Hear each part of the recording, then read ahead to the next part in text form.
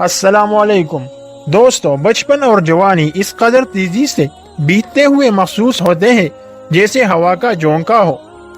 بس پلک جب کی نہیں اور وقت کو گوڑا پر لگائے اڑ گیا۔ زندگی اس مالک کی دین ہے جس نے واضح احکامات دیے اور بتا دیے کہ یہ راستہ صحیح اور یہ غلط ہے۔ غلط کریں گے تو جہنم آپ کا مقدر ہوگی اور صحیح کریں گے تو جنت کے حقدار ٹھہریں گے۔ اللہ رب العزت خالق کائنات ہے اور یہ ان کی قدرت ہے کہ بس کن کہتے ہیں اور یہ کام ہو جاتا ہے، اور ہمیں سب کچھ بتانے کے باوجود ہمیں سدھارنے کے لیے اپنی نشانیاں دکھاتے رہتے ہیں۔ دوستو، انسانی زندگی مختلف واقعات سے بھری پڑی ہے۔ روزمرہ زندگی کے واقعات دلچسپ، عبرتناک اور سبق آموز بھی ہوتے ہیں۔ آج کی اس ویڈیو میں ہم چند دلچسپ واقعات اپنے سامعین کی توجہ کے لیے پیش کرتے ہیں۔ سب سے پہلے گاما پہلوان کا واقعہ آپ کے ساتھ شیئر کرتے ہیں۔ گاما پہلوان کو رمضان المبارک میں سحری کے وقت ایک نہایت ہی زہریلے سانپ نے کاٹ لیا تھا۔ گاما پہلوان کو انہی کے ذاتی تانگے پر میو ہسپتال لایا گیا۔ یہ ایک بہت ہی زہریلا سانپ تھا اور کسی عام آدمی کو کاٹتا تو وہ فوراً ہی لقمہ اجل بن جاتا، مگر گاما پہلوان اس سانپ کے زہر سے بھی بچ گئے۔ صحت یاب ہونے کے بعد گاما پہلوان نے کہا کہ سانپ نے دانت میرے پاؤں میں گاڑ دیے ہیں، لیکن میں نے پوری قوت سے اسے زمین پر رگڑا تو یہ الگ ہوا اور مجھے یوں لگا جیسے میں جلتے تندور میں گر گیا ہوں۔ گاما پہلوان اس واقعہ کے 12 سال بعد طبی موت کا شکار ہوئے۔ ان کی وصیت کے مطابق انہیں پیر مکی کے مزار کے احاطہ میں دفن کیا جانا تھا۔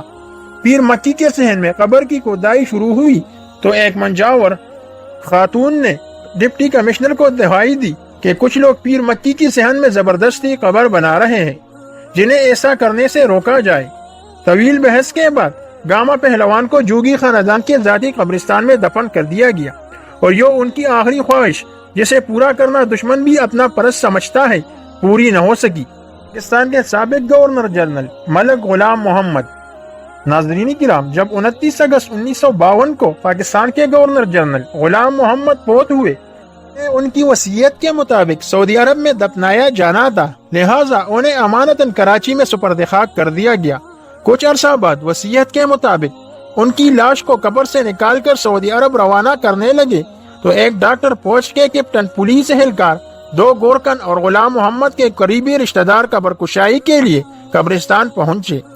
گورکن نے جیسے ہی قبر کودی اور تختے ہٹائے تو تابوت کے گرد ایک سانپ چکر لگاتا دکھائی دیا۔ گورکن نے لاٹھی سے اس سانپ کو مارنے کی کوشش کی، مگر وہ ہر وار سے بچ گیا۔ پولیس کے سب انسپکٹر نے اپنی پستول سے 6 گولیاں داغ دی، مگر سانپ کو ایک گولی بھی نہیں لگی۔